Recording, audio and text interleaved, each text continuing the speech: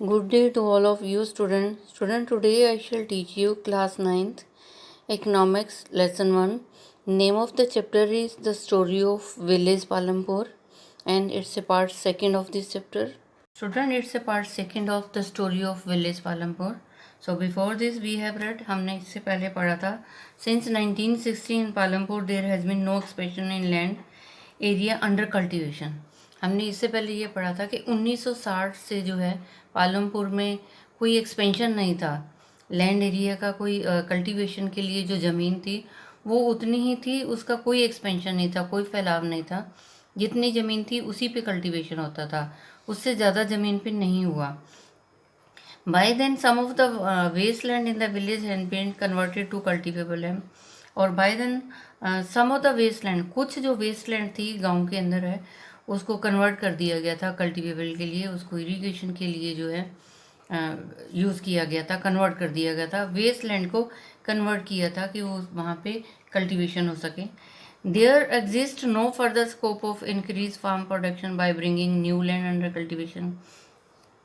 कहते कुछ ज़मीन तो जो थी गांव की वो तो वेस्ट लैंड को कन्वर्ट कर दिया था कल्टीवेबल के लिए, लेकिन उसके बाद क्या हुआ, कोई स्कोप ही नहीं था कि फार्म प्रोडक्शन जो है ज़्यादा हो सके.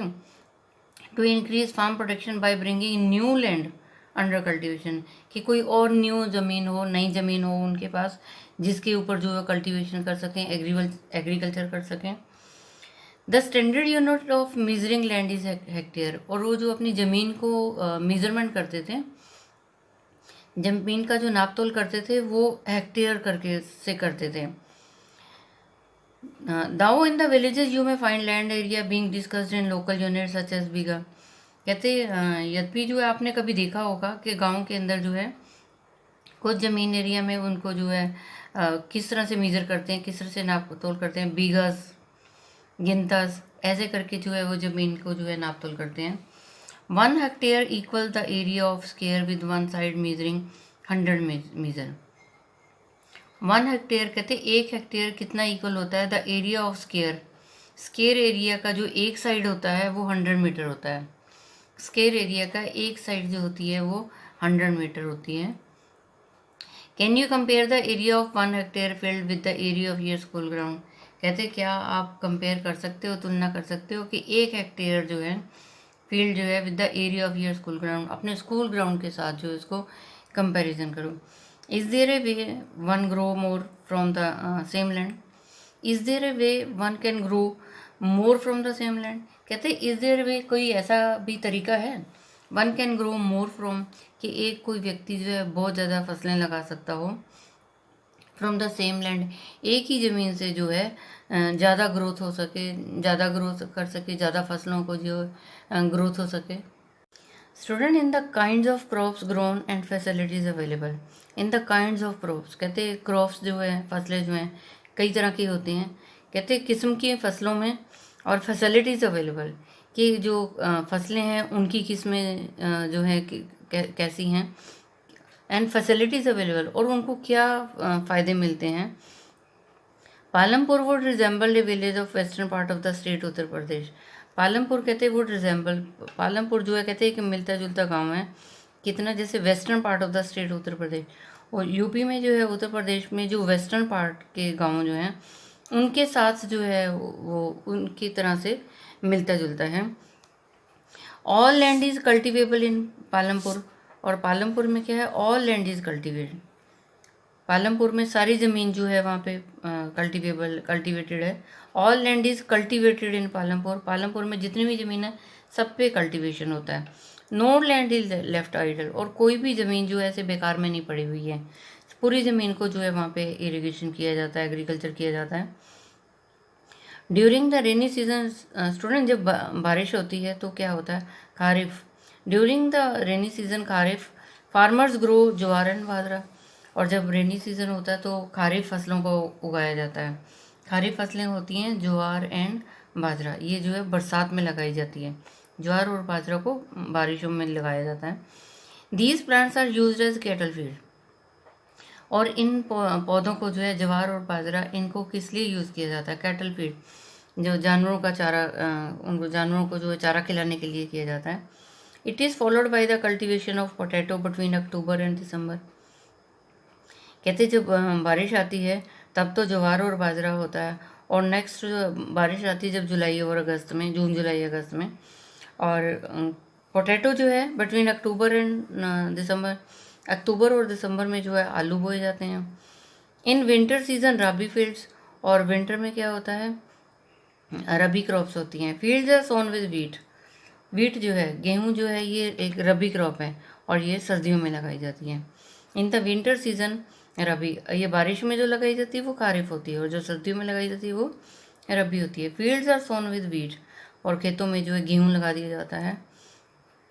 From the wheat produce farmer keep enough wheat for the families consumption and sell the surplus wheat at the market at right. And student from the wheat produce, जब wheat की production होती है, wheat जो है उनको हासिल होता है, गेहूं जब फसलों से मिलता है तो फार्मर क्या करते हैं student, keep enough wheat for the family, वो इतना वीट अपने, इतना गेहूं अपने परिवार के लिए कंजम्पशन के लिए रख लेते हैं जितना उनको ज़रूरत है।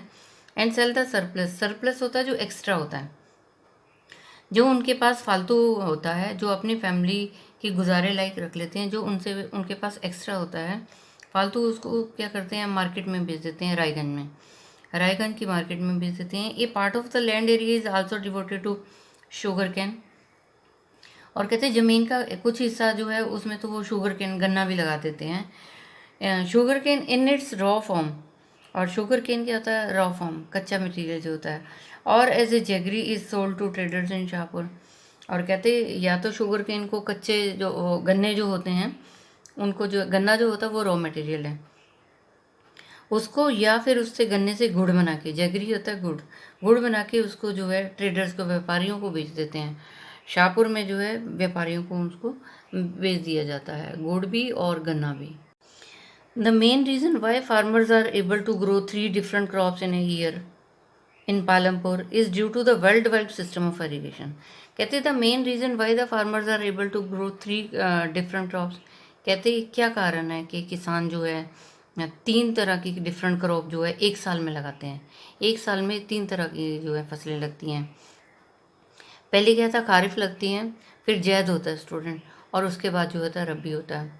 खारिफ होता है जब बारिश होती है, और फिर उसके बाद जो है दूसरा जो है जैद फसल लगती है, जैद क्रॉप्स लगाते हैं। फिर उसके बाद आता है रबी क्रॉप, रबी में गेहूं लगता है। और जो जैद होती है उसमें होता है स्टूडेंट जो वाटरमेलन्स है, ककड़ी है, तरबूज, तो वो लगाए जाते हैं। तो the main reason why the farmers are able to grow 3 different crops, 3 different crop हो जाती हैं, खारिफ, जैद और rabi. In a year in Palampur is due to the well developed system of irrigation. ये पूछा गया कि क्या कारण है कि 3 तरह की फसलें जो है किसान जो है पालमपुर में गांव में लगा लेते हैं, क्योंकि वहाँ पे क्या है, well developed system of irrigation है, सिस्टम ऑफ इरिगेशन अच्छा है। Electricity came nearly to Palampur, बिजली भी है वहाँ पे पालमपुर में। Its major impact was to transform the system of irrigation, और इनका मेन उद्देश्य ही है कि इरिगेशन के सिस्टम को जो ट्रांसफॉर्म किया जाए, अच्छा किया जाए। Persian wheels were till then used by the farmers, और प्रेशन व्हील यूज़ किए जाते हैं जब वो खेती करते हैं, तो प्रेशन व्हील्स यूज़ करते हैं by the farmers to draw water from the well, पानी खींचने के लिए, कुओं से पानी खींचने के लिए वो प्रेशन व्हील का यूज़ करते हैं। एंड इरीगेट स्मॉल फील्ड्स, और जो छोटे छोटे खेत हैं उनको जो है उनको पानी दिया जाता है, इरीगेशन करते हैं। People saw that the electric run tubewells could irrigate much larger area। लोग क्या देखते हैं, the people saw that the electrical run tubewell, और जो ट्यूबवेल बिजली से चलते हैं उससे इरिगेशन होती है much larger areas of land, बहुत जो ज़्यादा बड़ा एरिया है उस पे जो है इरिगेशन करते हैं वो किसान। Large area of land more effectively, कहते हैं बिजली से जो ट्यूबवेल चलाते हैं और बहुत बड़े एरिया में जो है अच्छे से वो इरिगेशन करते हैं। The first few tube wells were installed by the government, कहते पहले तो जो है कुछ ट्यूबवेल जो है गवर्नमेंट ने, सरकार ने इंस्टॉल किए। Soon however farmers started setting up private tubewell, और जल्दी से किसानों ने अपने खुद के पर्सनल जो है ट्यूबवेल लेने शुरू कर दिए। As a result by mid 1970, तो स्टूडेंट रिजल्ट क्या हुआ 1970 में, the entire cultivated area of 200 hectare was irrigated. और इसका रिजल्ट क्या हुआ कि 1970 में जितनी भी वहाँ पे 200 हेक्टेयर ज़मीन थी, सबको कल्टीवेशन किया गया, सब पे जो है इरिगेशन की गई। Now all villages in India have such high level of irrigation.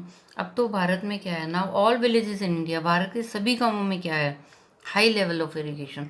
अब इरिगेशन का सिस्टम जो है वो हाई लेवल पे है। Apart from the riverine plains, जहाँ पे जिस प्लेन एरिया में नदियाँ हैं, कोस्टल रीजन है in our country are well irrigated. कहते वो प्लेन एरिया जहाँ पे नदियाँ हैं या कोस्टल एरिया हैं, वहाँ तो बहुत अच्छी तरह से इरिगेशन होती है, वहाँ पे बहुत अच्छी एग्रीकल्चर होती है। इन कंट्रास्ट, कहते हैं अगर कंट्रास्ट में देखा जाए, प्लेट्यू रीजन जहाँ पे पठार हैं स्टूडेंट, पठार एरिया में, plateau region such as the Deccan plateau have low level of irrigation.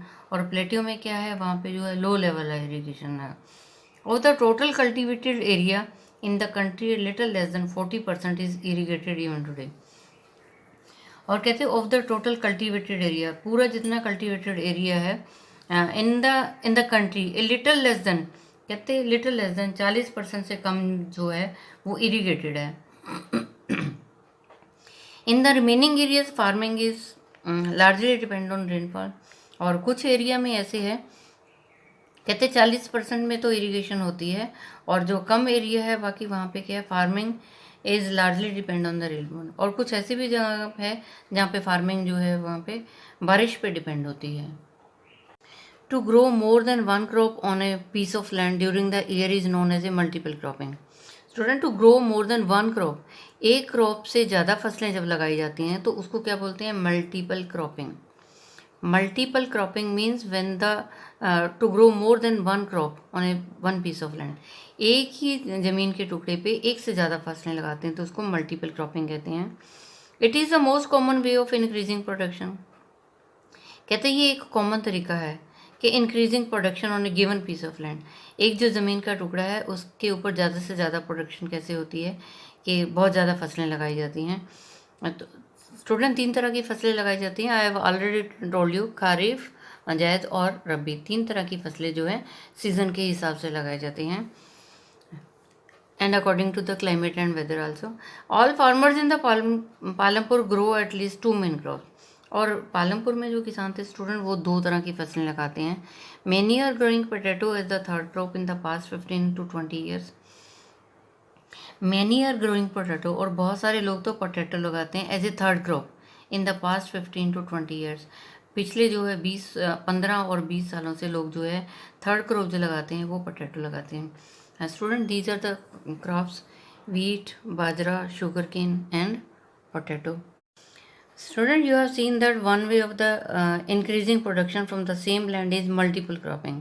आपने ये देखा कि अगर one way to increase the production, अगर एक ही तरीका है अगर हमें अपनी प्रोडक्शन इंक्रीज करनी है, वो क्या है, from the same land, same land से जो है मल्टीपल क्रॉपिंग कर सकते हैं।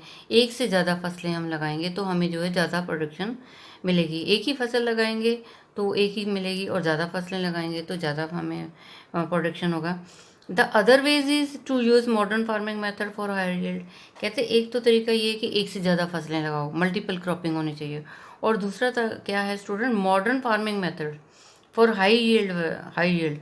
और ज़्यादा हमें हासिल करने के लिए, ज़्यादा प्रोडक्शन के लिए हमें क्या करना चाहिए, मॉडर्न फार्मिंग मेथड यूज़ करने चाहिए।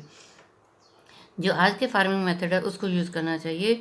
Yield is measured as crop produce on a given piece of land during a single season.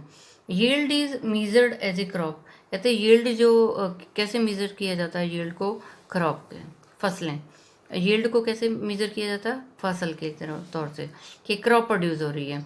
Crop produce का मतलब है yield on a given piece of land during a single season. एक season में जो है crop produce को measure किया जाता है as a yield. Till the mid 1960 the seed used in cultivation. और कहते हैं 1960 से जो है सीड यूज़ किए जाते थे कल्टीवेशन में। वो ट्रेडिशनल वन, 1960 में जो बीज यूज़ किए जाते थे कल्टीवेशन के लिए, वो ट्रेडिशनल थे, ओल्ड किस्म के बीज थे वो। So student, were traditional ones with relatively low yields. कहते पहले क्या था, 1960 में seeds used in the cultivation were traditional one, traditional होते थे, पुराने होते थे, जो and with relatively low yield, और जिनसे जो है कम प्रोडक्शन होती थी।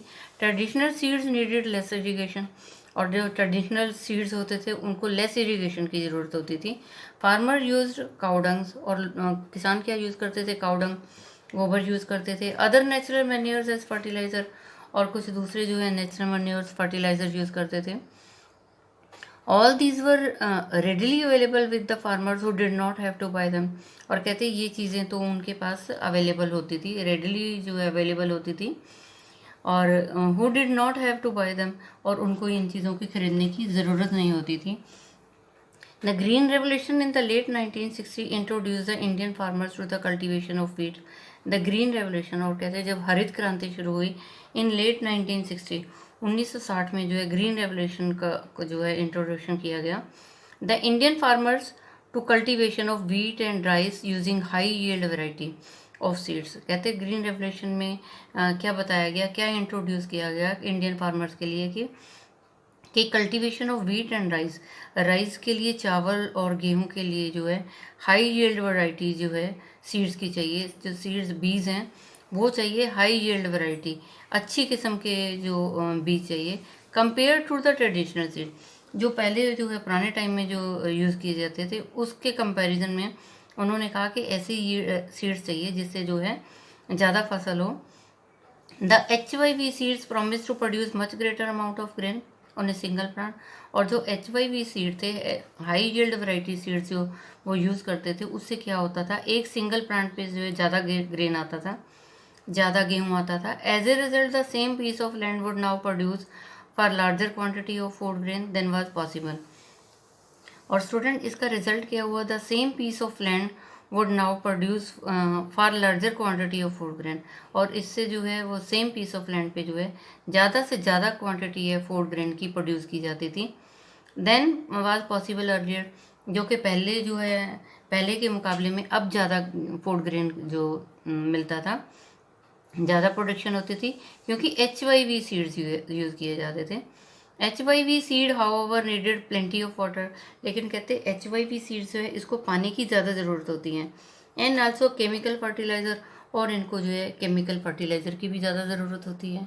Student here you can see a picture of modern farming method. Modern farming method में क्या स्टूडेंट HYV सीड क्या यूज़ होता है मॉडर्न फार्मिंग मेथड में, HYV seed, farm machinery, diesel, fertiliser, pesticides, dam, electricity, pump set, canals for irrigation. So these are the modern farming methods to grow more crops. ज़्यादा से ज़्यादा फसल लेने के लिए जो इनको मॉडर्न फार्मिंग मेथड्स को यूज़ किया जाता है। Student I have taught you second part of this chapter. I think you might have understood, and rest of the things I shall tell you in the next educational video. And student, you tell it to other students so that they can also understand this chapter. And students, stay safe, stay at home, obey your parents. Thank you. Have a nice day. God bless you all.